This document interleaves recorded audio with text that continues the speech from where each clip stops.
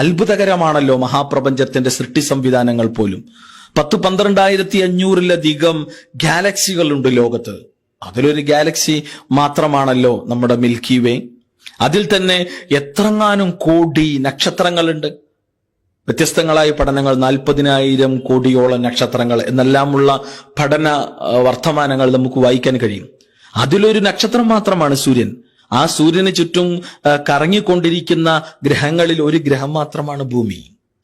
ആ ഭൂമിയിൽ നിന്നുകൊണ്ടാണ് ഈ മഹാപ്രപഞ്ചത്തെ സൃഷ്ടിച്ചു പരിപാലിക്കുന്ന വിശ്വമഹാപ്രപഞ്ചത്തിന്റെ അധിപന്റെ അസ്തിത്വത്തെ ഇവർ വെല്ലുവിളിക്കുന്നത്, ഇവർ നിഷേധിക്കുന്നത്. ഒന്നാലോചിച്ചു നോക്കുക. ആഴത്തിൽ വസ്തുതകളെ അറിയാനും ഉൾക്കൊള്ളാനുള്ള സന്മനസ്സുണ്ടാകണം. സട്ടാവായ ഉടയവനെ കുറിച്ചുള്ള പഠനങ്ങൾ ചുറ്റും ഭാഗങ്ങളിലേക്കൊന്ന് തിരിഞ്ഞു നോക്കാനുള്ള സന്മനസ്സുണ്ടെങ്കിൽ ഈ ലോകത്തിനൊരു സട്ടാവുണ്ട് എന്ന യാഥാർത്ഥ്യബോധത്തിലേക്ക് നാം മടങ്ങി വരും. ജ്വലിച്ചു നിൽക്കുന്ന സൂര്യൻ, സൂര്യനിൽ ഒരു സെക്കൻഡ് ഉൽപ്പാദിപ്പിക്കപ്പെടുന്ന ഊർജമുണ്ടെങ്കിൽ 10,000 വർഷത്തേക്ക് ഭൂമിയിലുള്ള എല്ലാ നടപടിക്രമങ്ങൾക്കും അത് മതിയാവുന്നതാണ് എന്നാണ്. സൂര്യനിൽ ഒരു സെക്കൻഡിൽ ഉൽപ്പാദിപ്പിക്കപ്പെടുന്ന ഊർജമുണ്ടെങ്കിൽ 10,000 വർഷത്തേക്കുള്ള ഊർജത്തിന് സമാനമായ, ഭൂമിയിൽ ഉപയോഗിക്കുന്നതിന് സമാനമായത് ഒറ്റ സെക്കൻഡിൽ നിന്ന് അവിടെ നിന്ന് കിട്ടുന്നതാണ്. ഏറെക്കുറെ 13.5 ലക്ഷം ഭൂമിയെ ഉൾക്കൊള്ളുവാൻ മാത്രം ഭീമാകാരമാണ് സൂര്യൻ. വ്യത്യസ്തങ്ങളായ 4 ചലനങ്ങൾക്ക് വിധേയമാണ് സൂര്യൻ. സൂര്യൻ ചലിച്ചുകൊണ്ടിരിക്കുന്നു എന്നത് 14 നൂറ്റാണ്ടുകൾക്ക് മുമ്പ് സംസാരിച്ചത് വിശുദ്ധ ഖുർആനാണ്. വശംസു തജ്രി ലിമുസ്തഖറി ലഹാ എന്ന് തുടങ്ങുന്ന വിശുദ്ധ ഖുർആന്റെ വർത്തമാനങ്ങൾ. എങ്ങനെയാണത് മുഹമ്മദ് നബി സല്ലല്ലാഹു അലൈഹി വസല്ലമക്ക് പറയാൻ കഴിഞ്ഞത്? എങ്ങനെയാണ് 14 നൂറ്റാണ്ടുകൾക്ക് മുമ്പ് വിശുദ്ധ ഖുർആനിന് അങ്ങനെ സംസാരിക്കാൻ കഴിഞ്ഞത്? ഈ ഒരു ലോകത്തിന് ഒരു സ്രഷ്ടാവുണ്ട് എന്ന യാഥാർത്ഥ്യബോധത്തെക്കുറിച്ച് തിരിച്ചറിയാൻ എന്താണ് ഇവർക്ക് ഇനിയും താമസം? അക്കാലഘട്ടത്തിൽ എങ്ങനെ പറയാൻ കഴിയുന്നു? ഇന്നാണ് ആധുനിക ശാസ്ത്രം പറയുന്നത് മലയാളത്തിലെ യുക്തിവാദികൾ പോലും സൂര്യന്റെ ചലനത്തെ നിഷേധിച്ചവരായിരുന്നു. ഖുർആൻ ഒരു വിമർശന പഠനം എന്ന പുസ്തകം മലയാള മണ്ണിൽ ചർച്ച ചെയ്യപ്പെട്ടതാണല്ലോ. സൂര്യൻ ചലിക്കുന്നില്ല എന്നും സൂര്യന് ചുറ്റുമുള്ള ഗ്രഹങ്ങളാണ് ചലിക്കുന്നത് എന്നും എഴുതുകയും പറയുകയും പ്രസംഗിക്കുകയും ചെയ്തവരാണ് ശാസ്ത്രത്തെ മതമായി തൃപ്തിപ്പെട്ടവർ. എന്നാൽ അവരുടെ മതമായ ആധുനിക ശാസ്ത്രം പറയുന്നു സൂര്യന് 4 വ്യത്യസ്ത ചലനങ്ങളുണ്ട്. ഓരോ 160 മിനിറ്റുകൾ കൂടുന്തോറും ചുങ്ങുകയും വീർക്കുകയും ചെയ്യുന്ന ചലനം. ഒറ്റ കറക്കം ഒന്ന് കറങ്ങണമെങ്കിൽ 25 ദിവസം വേണം സൂര്യന്. ഭൂമിക്ക് വെറും 24 മണിക്കൂർ മതി. അപ്പൊ 25 ദിവസം വേണമെങ്കിൽ എന്തുമാത്രം ഭീമാകാരമാണ്, വലിപ്പമുണ്ട് സൂര്യന്. തന്റെ താരാസമൂഹത്തിന് ചുറ്റും ഒന്ന് സൂര്യൻ കറങ്ങി വരണമെങ്കിൽ 25 കോടി വർഷമെടുക്കും. 4ാമത് സൂര്യന്റെ ചലനം ഈ പ്രപഞ്ച വികാസം അനുസരിച്ചുകൊണ്ടുള്ള സ്വാഭാവികമായ ചലനം. ഈ 4 അടിസ്ഥാന ചലനങ്ങൾക്ക് സൂര്യൻ വിധേയമാകുമ്പോൾ ആഴത്തിൽ സൂര്യനെ കുറിച്ച് പഠിക്കാനും ചിന്തിക്കാനും സന്മനസ്സുള്ളവർക്ക് എങ്ങനെയാണ് സൂര്യന്റെ സട്ടാവിനെ നിഷേധിച്ച് തള്ളാനാവുക? സൂര്യന്റെ സട്ടാവിന്റെ അസ്തിത്വത്തെ വെല്ലുവിളിക്കാനാവുക? നമ്മൾ അറിയണം, നിശ്ചിത കിലോമീറ്റർ അകലെയാണ് ഭൂമിയിൽ നിന്ന് ചന്ദ്രൻ. എന്നാൽ ചന്ദ്രൻ ഭൂമിയുടെ ഒരൽപ്പം അടുത്തു നിന്നാലുള്ള അവസ്ഥ എന്താണ്? വേലിയേറ്റങ്ങളുടെ ബഹളമായിരിക്കും. അത് ഭൂമിയിൽ ജീവന്റെ നിലനിൽപ്പിനെ എല്ലാ അർത്ഥത്തിലും ബാധിക്കുമെന്ന കാര്യത്തിൽ സംശയമില്ല. ഭൂമി അത്ഭുതകരമായി സംവിധാനിച്ച സട്ടാവിന്റെ സവിശേഷമായ നടപടിക്രമങ്ങൾ. 21% ഭൂമിയിലെ ഓക്സിജന്റെ അളവ്. ആ 21% കുറഞ്ഞാൽ ഭൂമിയിലെ ജന്തുജീവജാലങ്ങളെല്ലാം ചത്തുമലർന്നു വീഴും. അതേസമയം ഭൂമിയിലെ ഓക്സിജന്റെ അളവ് 21 നിന്ന് കൂടുകയും 25 മുകളിലേക്ക് പോവുകയൊക്കെ ചെയ്യുമ്പോഴുള്ള അവസ്ഥ, ഭൂമിയിലുള്ള സകല വൃക്ഷങ്ങളും സസ്യലതാദികളും കരിഞ്ഞ് ചാമ്പലായി തീരും. ഇത്ര കൃത്യമായി ഇതിന്റെ അളവ് ക്രമീകരിച്ചതിന് പിന്നിൽ ഒരു ശക്തിയില്ലെന്ന് എങ്ങനെയാണ് പറയാനാവുക? ആ ശക്തിയെ എങ്ങനെയാണ് നിഷേധിക്കാനാവുക? തന്റേതായ ഭ്രമണപഥ തലത്തിൽ നമ്മൾ ചെറുപ്പം മുതലേ പഠിച്ചു വന്ന അതേ സാങ്കല്പിക അച്ചുതണ്ടിൽ 23 ഡിഗ്രി ചരിഞ്ഞ് മുന്നോട്ട് അതിവേഗതയിൽ മുന്നോട്ട് പോകുന്ന, നമ്മയും കൊണ്ട് കുതിച്ച് മുന്നോട്ട് പോകുന്ന, കറങ്ങിക്കൊണ്ടിരിക്കുന്ന ഭൂമി, ആ ഒരു സംവിധാനം ഉള്ളത് കൊണ്ടാണ് ഇവിടെ ജീവന്റെ നിലനിൽപ്പിന് ആധാരം പോലും ഭൂമിയുടെ ആ കറക്കമാണ്, ഭൂമിയുടെ ആ വേഗതയാണ്, ആ ഭൂമിയുടെ ആ സംവിധാനമാണ്. ഭൂമിയിൽ രാപ്പകലുകൾ ഉണ്ടാകുന്നതും അതേപോലെ തന്നെ കാലാവസ്ഥാ മാറ്റങ്ങളും അടിസ്ഥാനപരമായ ജീവന്റെ നിലനിൽപ്പിനെല്ലാം ആധാരം ഈ സംവിധാനമാണ്. അതുകൊണ്ട് സൂര്യനെ കുറിച്ച് ചിന്തിക്കുന്ന, ഭൂമിയെക്കുറിച്ച് ചിന്തിക്കുന്ന, ചന്ദ്രനെ കുറിച്ച് ചിന്തിക്കുന്ന, നക്ഷത്രകോടികളെ കുറിച്ച് ചിന്തിക്കുന്ന, ഈ മഹാപ്രപഞ്ചത്തെക്കുറിച്ച് ചിന്തിക്കുന്ന ആർക്കും ഒരിക്കലും സട്ടാവിന്റെ അസ്തിത്വത്തെ നിഷേധിക്കാനാവില്ല. എന്നാൽ ദൈവനിഷേധത്തിന്റെ ആശയങ്ങൾ മുന്നോട്ട് വെക്കുന്ന ആളുകളുടെ ഇത്തരം വികൃതവാദങ്ങൾ ചവറ്റുകൊട്ടയിലേക്ക് വലിച്ചെറിയാനുള്ള സമയം അതിക്രമിച്ചു കഴിഞ്ഞിരിക്കുന്നു എന്നാണ് സാന്ദർഭികമായി ഓർമ്മപ്പെടുത്താനുള്ളതും. സഹോദരങ്ങളെ, അവനവനെ കുറിച്ച് ചിന്തിച്ചാൽ തന്നെ ഈ ലോകത്തിനൊരു സട്ടാവുണ്ട് എന്ന യാഥാർത്ഥ്യത്തെ എങ്ങനെയാണ് നമുക്ക് നിഷേധിച്ചു തള്ളാനാവുക? നമ്മുടെ തലച്ചോറ് വെറും 1400 ഗ്രാം മാത്രം വലിപ്പമുള്ള നമ്മുടെ തലച്ചോറിൽ 10,000 കോടിയോളം ന്യൂറോണുകളുണ്ട്. അത്ഭുതകരമാണ് സംവിധാനം. സെറിബ്രം, സെറിബെല്ലം, മെഡുല ഒബ്ലാങ്കാറ്റ, അതേപോലെ തന്നെ ഹൈപ്പോതലാമസ്, തലാമസ് നമ്മൾ വരച്ചു പഠിച്ചു സ്കൂളുകളിൽ. ഓരോന്നിന്റെ കൃത്യമായ ധർമ്മം നിർവഹിക്കുന്നു. എങ്ങനെയാണ് ഇത്ര സൂക്ഷ്മമായ ധർമ്മപ്രവർത്തനങ്ങളുമായി മുന്നോട്ട് പോകാൻ അവർക്ക് കഴിയുന്നത്? അവയെ ക്രമീകരിച്ചതിന്റെ പിന്നിൽ ഒരു ശക്തിയുണ്ട് എന്ന സത്യത്തെ എങ്ങനെയാണ് നിഷേധിക്കാനാവുക? സഹോദരങ്ങളെ, നമ്മുടെ കണ്ണുകൾ, നമ്മുടെ നാവ്, എത്രയധികം രുചിമുകുളങ്ങളുണ്ട് നമ്മുടെ നാവിൽ. ശരാശരി ഒരു ചെറുപ്പക്കാരന്റെ നാവിൽ 1/2 ലിറ്റർ മുതൽ 1 ലിറ്ററിലധികം ഉമിനീര് ഉൽപ്പാദിപ്പിക്കപ്പെടുന്നുണ്ട് ഒരു ദിവസം. ആ ഒരു സംവിധാനമില്ല എങ്കിൽ കയ്പോ ചവർപ്പോ മധുരമോ പുളിയോ എരിവോ നമുക്ക് അറിയാൻ കഴിയില്ല. നമ്മുടെ കർണപുടങ്ങൾ നമ്മുടെ ശരീരത്തിന്റെ ബോഡി ബാലൻസിങ്ങിന്, ശരീരത്തിന്റെ സന്തുലിതാവസ്ഥ നിലനിർത്തുന്നതിൽ വലിയൊരു ധർമ്മം നിർവഹിക്കുന്നുണ്ട് നമ്മുടെ കർണപുടങ്ങൾ. ചെവിയില്ലായിരുന്നുവെങ്കിൽ ഒന്ന് നിൽക്കാൻ പോലും നമുക്ക് കഴിയില്ല, നടക്കാനോ ഓടാനോ കഴിയില്ല.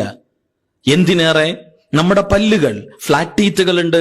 സസ്യജന്യ വസ്തുക്കളെ ചവച്ചരക്കാൻ പറ്റുന്ന രീതിയിലുള്ള ഫ്ലാറ്റ് ടീത്തുകൾ, മാംസജന്യ വസ്തുക്കൾ കടിച്ചു വലിച്ചു തിന്നാനുള്ള പോയിന്റഡ് ടീത്തുകൾ, കോമ്പല്ലുകളും സട്ടാവ് നമുക്ക് കനിഞ്ഞു നൽകി അനുഗ്രഹിച്ചിട്ടുണ്ട്. നമ്മുടെ ആമാശയ വ്യവസ്ഥ പോലും അങ്ങനെയാണ്. മനുഷ്യ ശരീരത്തിലെ ആമാശയ വ്യവസ്ഥ പോലും മനുഷ്യൻ മിശ്രബുക്കാണ് എന്നതിന്റെ വ്യക്തമായ സൂചനകളാണ്. ഞാൻ പറഞ്ഞു വന്നത്, മനുഷ്യന്റെ ഹൃദയമാണെങ്കിൽ പോലും എന്തുമാത്രം കൃത്യമായ പ്രവർത്തനങ്ങളുമായി ഹൃദയം മുന്നോട്ടു പോകുന്നു. മാതാവിന്റെ ഗർഭാശയത്തിൽ തുടങ്ങിയ ആ മിടിപ്പ്, ആ സ്പന്ദനം ഇപ്പോഴും തുടർന്നുകൊണ്ടിരിക്കുന്നു.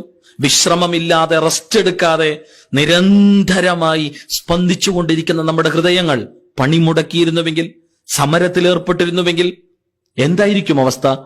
അതെ, ആള് പോയി എന്ന് നമ്മൾ പറയും. ഈ സംവിധാനത്തിന്റെ പിന്നിലുള്ള ഒരു നാഥനെ, സട്ടാവിനെ എങ്ങനെയാണ് നമുക്ക് നിഷേധിക്കാനാവുക?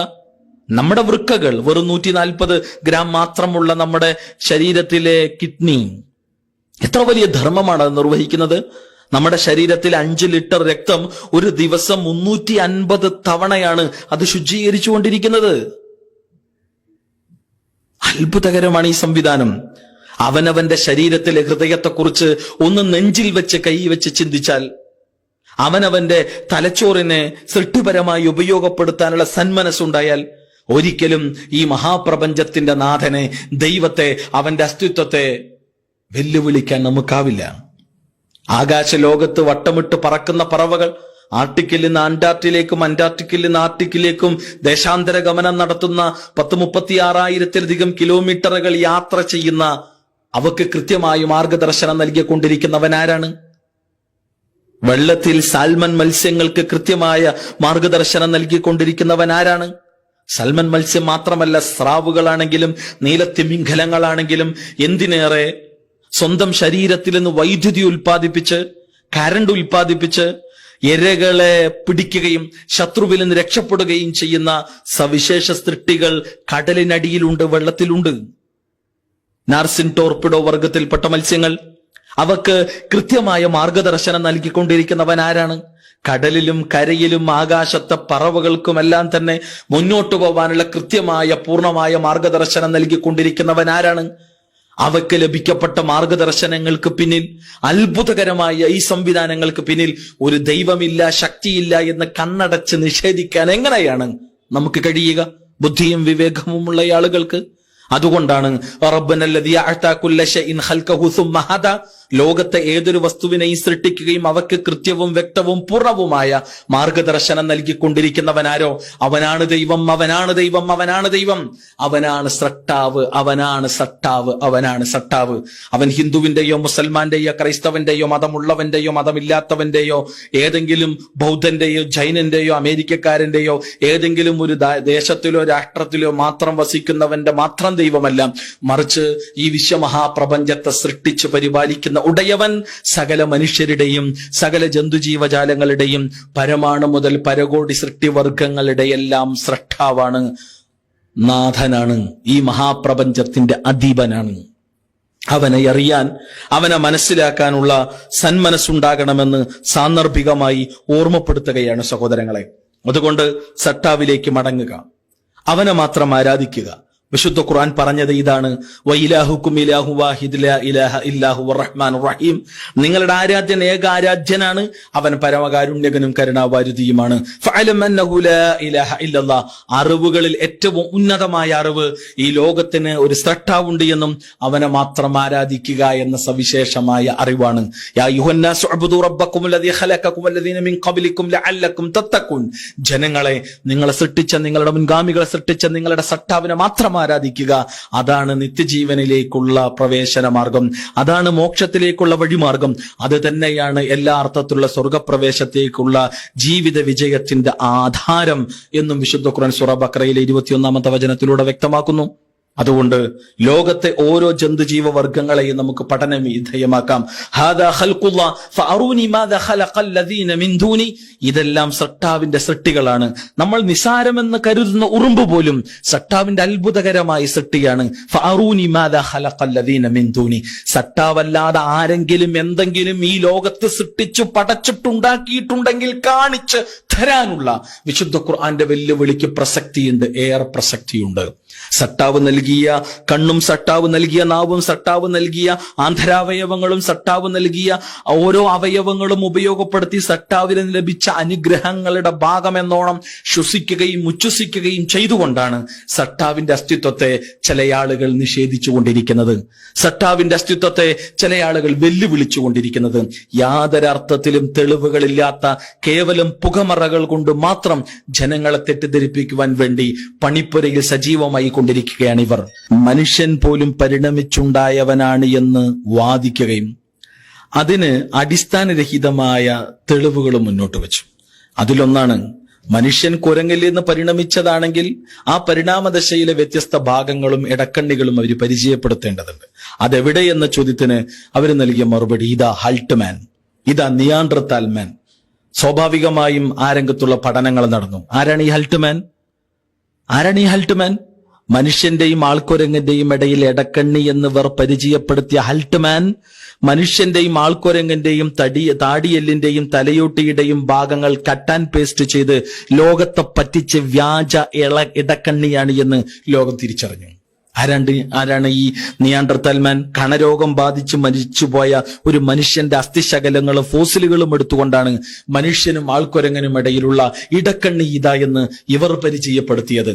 മനുഷ്യനെ, ലോകത്തെ അതെ കുരങ്ങ് കളിപ്പിക്കുകയായിരുന്നു ഈ പരിണാമവാദികൾ എന്ന് ചുരുക്കം. അതുകൊണ്ട് തന്നെ വിശുദ്ധ ഖുർആനിന്റെ ആ രംഗത്തുള്ള ശ്രദ്ധേയമായ വർത്തമാനം നമ്മൾ വായിക്കേണ്ടതുണ്ട്. ലഖദ് ഖലഖ്നൽ ഇൻസാന ഫീ അഹ്സനി തഖ്വീം. ഏറ്റവും നല്ല ഘടനയോടുകൂടെയാണ് നാം മനുഷ്യനെ സൃഷ്ടിച്ചത്. വലഖദ് ഖറംനാ ബനി ആദം. ആദം സന്തതികളെ, മാനവരാശിയെ, മനുഷ്യ സമൂഹത്തെ നാം ആദരിച്ചിരിക്കുന്നു എന്നാണ് വിശുദ്ധ ഖുർആന്റെ പരാമർശം. അതുകൊണ്ട് തന്നെ അടിസ്ഥാനരഹിതമായ കൃത്യമായ തെളിവുകളില്ലാത്ത ലോകത്തെ പറ്റിക്കുവാനും ലോകത്തെ കുരങ്ങ് കളിപ്പിക്കുവാനും പരിണാമവാദികൾ കൊണ്ടുവന്ന ഇവരുടെ പരിണാമവാദം എന്ന കുരങ്ങൻ ആശയത്തെ ചവറ്റുകൊട്ടയിലേക്ക് വലിച്ചെറിയേണ്ട സമയം അതിക്രമിച്ചു കഴിഞ്ഞിരിക്കുന്നു എന്ന് ചുരുക്കം. അതുകൊണ്ട് സട്ടാവിലേക്ക് മടങ്ങുക, അവനെ മാത്രം ആരാധിക്കുക എന്ന യാഥാർത്ഥ്യത്തിലേക്ക് തിരിച്ചു വരിക. ലഭിച്ച അനുഗ്രഹങ്ങൾക്കെല്ലാം അവന്റെ മുന്നിൽ എന്നും നന്ദിയുള്ളവരായി തീരുക. ദൈവനിഷേധത്തിന്റെ വികൃത ചിന്തകളെ വേരോടെ പിഴുതെറിയാനും വലിച്ചെറിയാനും നമുക്ക് കഴിയേണ്ടതുണ്ട്. ലോകങ്ങളുടെ നാഥൻ, ഈ മഹാപ്രപഞ്ചത്തിന്റെ സട്ടാവ് നമ്മെ അനുഗ്രഹിക്കുമാറാകട്ടെ.